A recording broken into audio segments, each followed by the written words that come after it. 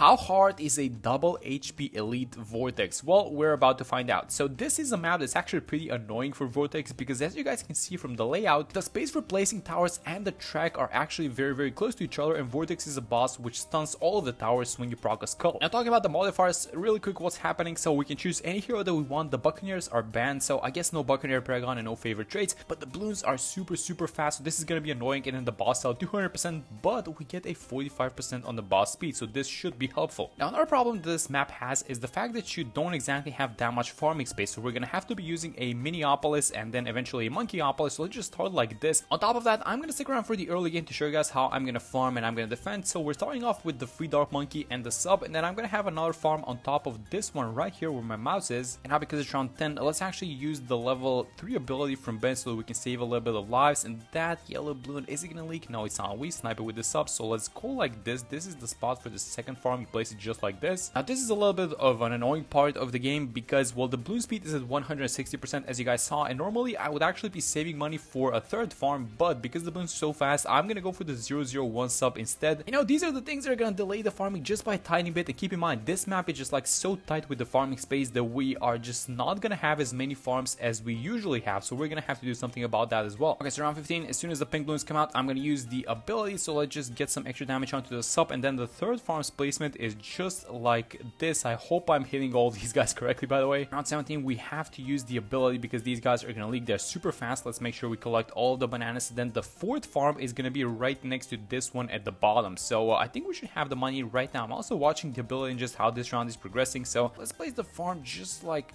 this. There we go. That's farm number 4, and then there's gonna be a huge wave of green balloons actually, so let's use the ability right now so we save a bunch of lives on this one. And now is a question on whether or not we upgrade the farm or we greed it out. Now the correct thing to do is probably get the Herburst, honestly, because these balloons are leaking en masse, but I'm actually gonna try and greed it out. So let's get the 200 farm first, and let's see if this is gonna be a problem and if it comes to bite us. No, actually I think we're fine. Yeah, that was a good choice. Okay, so let's get the Herburst like this. It's gonna be a 002 sub, and just like the base Dark Monkey at the top is defending. And yeah, now it's time for the village. Okay, so we're gonna have the lead balloons around 28, and I wanna play this thing as smart as possible. So I do wanna have an alchemist, which is gonna be buffing this sub, but actually I'm gonna have the alchemist as a 000, which is, I'm trying to save money on the 200 alchemist, so I don't actually want to buy it right now. So what I'm gonna do for these rounds is I'm actually gonna use the ability, get as much damage as possible. I'm gonna get the bigger radius in the village, and I'm gonna get one more marketplace. And I know that we're gonna leak like 2 lead balloons. Well, it's not gonna be 2 lead balloons, but it's gonna be, you know, they're leftovers. So yeah, this is not good. So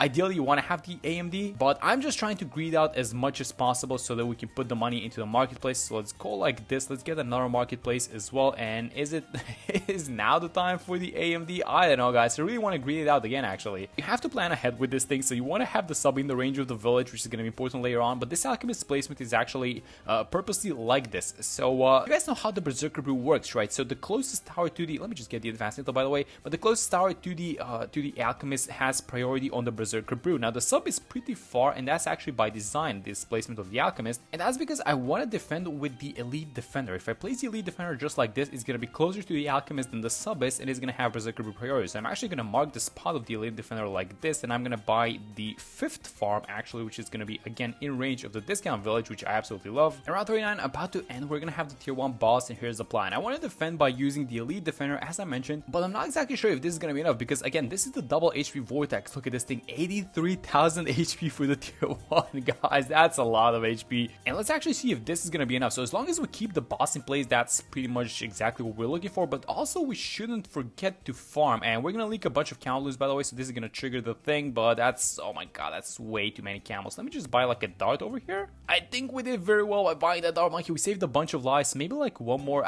Actually, do we even want to bother with darts? Like, let's just go like this, buy something like a 301 sub just to reveal. I'm gonna sell this dart at the bottom. And actually, I know that we're making a decent amount of money, but it is time for a bunch of these farms to go. I think it's time for the Miniopolis, so I'm actually gonna start selling all these guys. Let's go like this. Let's buy the Miniopolis, the Monkey City as well, because we're gonna be making a lot of extra cash from all these guys. And honestly, with this boss, it looks like it is just the waiting game, guys. I don't exactly see too many problems in us defeating the tier 1, but yeah, we're just gonna have to wait until this thing happens. And I want to have this thing happen as fast as possible because we have $17,000 $10,000 tied up in this elite defender. So yeah, I'm gonna need you guys to speed this thing up. Yeah, there we go. We're leaking some lives, so let's move them to first, go back to strong, just speed this thing a little bit, please. Finally, I think this boss is, yeah, there we go. It's coming to an end. It was a super long boss fight, round 51. Guys, we usually, you know, get these bosses done in like the early 40s or something like that, but yeah, this is just way too long with this extra HP, and this might be a problem later on. So all the start is off. It is time for us to sell the sniper, and let's make sure that we do this thing properly. Okay, so this is gonna be the second overclock. I'm gonna get a tech bot for this guy as well, so let me place the tech bot just like this. I have 2 PRFs so far and 2 overclocks. So until we reach the next tier, this is just gonna be our defense, and I'm just gonna be placing BRFs with overclocks. Let's see how much money we're gonna make before we reach the second tier actually. And the tier 2 is about to come out, so 4 overclocks and 4 BRFs. That's actually really nice,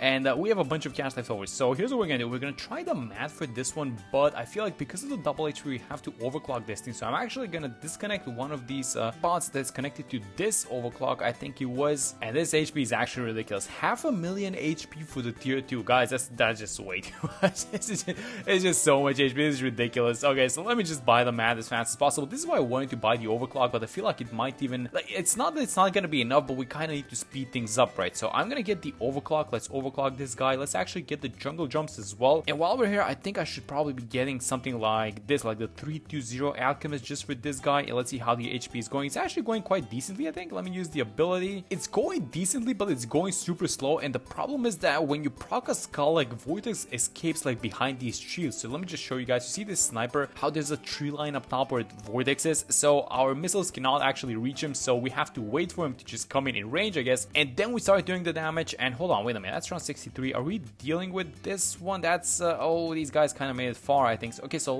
that's probably wave number 1 of 63. So for the wave 2, I guess I'm going to use Ben's level 10 ability. I think we got some of it, actually. I mean, it's still close, but yeah, that was wave number 2, I think, of 63. And then for the third wave, we have the mad ability. So I'm actually going to use that thing. Let's go like this. This is the third wave, and there we go. And again, the exact same thing as the sniper. It's not like we're not defending this thing. We actually are, but the problem is that we have money tied up into our defensive towers for a very long time. So the tier 2 is about to pop. This is round 70, which is way too late. Let me just show you guys what I mean. Let me turn off all the start. So we have $53,500 tied up in the mad, which we don't need at this stage of the game. We have about $2,000 in the alchemist, and then this overclock is overclocking the mad and not a farm, which is, well, what it's supposed to be doing. All right, so let's keep placing all of these farms. So I'm going to be placing a bunch of BRFs and actually whatever else there's space for, and I'm going to see you guys for tier 3 in a second. And so for tier 3, I actually have a plan, and this plan actually worked for the normal one, and I hope it works for this one. So I'm going to sell the druid. I'm actually going to sell the alchemist as well because it's not necessary. This guy is a sub commander because I want him gathering some pumps for the sub paragon later on. And what I want to do is I want to buy this thing,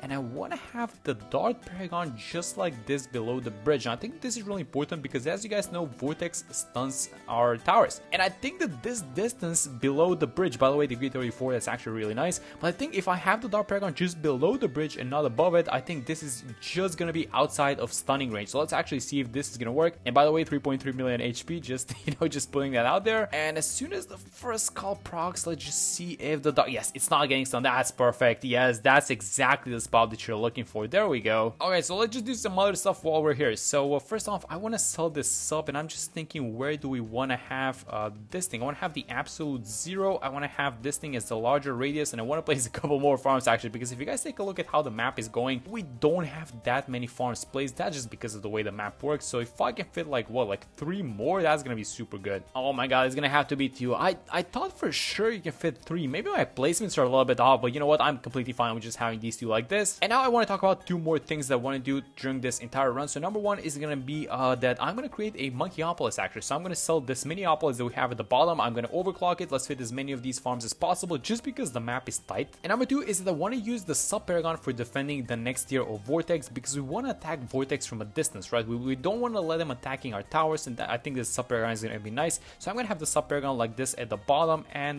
yeah, that's gonna be the plan for the tier 4. And finally, round 88, Vortex is coming into the range of the top paragon, and we take this one down. So that's gonna be the tier 3. We are doing super well actually when it comes to farming. All the start is off, so as soon as this round ends, we're gonna be creating the Monkeyopolis. So let's just wait this one out. And this is going to be a 7 farm Monkeypolis. That's actually pretty good, I think. So it's going to absorb all these guys around them, which is, well, pretty much the maximum. And there we go. So there we go. The entire farming that we just destroyed, we got it all back. So we have the Monkeypolis. This is a pretty big one, actually. We bought this Banana Central as well. And now the money is doing super well. So the only thing that we have left to do is to buy the proper defenses and get this thing done. So I'm going to see you guys in a second for tier 4. And guys, the tier 4 is about to be out. Now, I did place this Energizer Sub a little bit more towards the right so we have some more space, you know, behind this tree line, and we get this thing done a little bit quicker. So let's buy the Nox Siege Core. Let's put all the money that we have into this thing. And what's the degree on this one? It's going to be a 49. That's a super high degree, actually. I'm super happy with that one. And it says 13.5 million HP, and this is just a tier 4. But yeah, take a look at the angle onto the Sub Paragon, actually. It is attacking down the straight line, and this is exactly what I wanted to have happen. Actually, we should have found a way to make this thing happen on the previous tiers because we would have been done a little bit earlier, I guess. And that means that the money that's tied up into the defensive towers is gonna get freed up and you can put it into more farming, so you're gonna make more money eventually. But I think we're good to go so far. So yeah, this thing is just gonna destroy tier 4. And there we go, that's the tier 4. So the Sub Paragon absolutely doing the thing by itself. And you guys already know what we're going for tier 5. So we have to have the Goliath. This thing needs to be outside of the range. So I'm gonna have the platform like this at the bottom. Let's just try and collect as many pops as possible. Let's just try and make as much money as possible. And I'm gonna see you guys in a second for the tier 5. Alright, so tier 5 is about to come out. I wish I had a favorite chase boat, guys, because we would have saved so much money by having this thing. But yeah, Ninja Q just said no, not today. So let's sell all of these guys just like this. We don't need the overclocks anymore. And this is about it. So I placed all the platforms. Let's just put as much money as we can into it. Actually, let's not spend all of our money because I want to buy some debuffs. So let's just like,